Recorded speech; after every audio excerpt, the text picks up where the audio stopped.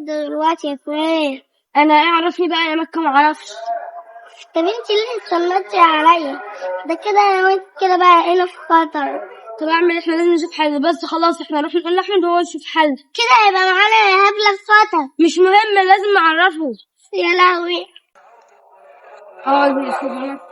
يا احمد، مكة دلوقتي دخلت في لعبة الحبار، وانا مش عارفه هي كانت بتعمل حاجات غريبه، فانا اتسنطت عليها وطلعت داخله في لعبة الحبار، واحنا الاتنين دلوقتي في خطر ومش عارفين نعمل ايه. شوف حل. يا لهوي يخرب بيتكم، ده لعبة الحبار دي من اخطر اللعب في العالم، واللي بيدخلها ما بيطلعش خالص، يا اما بيطلع حي بقى يبقى اخر واحد، يا اما بيموت ما بيطلعش خالص. طب احنا هنعمل ايه دلوقتي لما مكة حياتنا في خطر؟ يا لهوي، طب نعمل ايه دلوقتي؟ وانت كمان عرفت، يعني انت كمان بقيت في خطر معانا. يا لهوي بقى.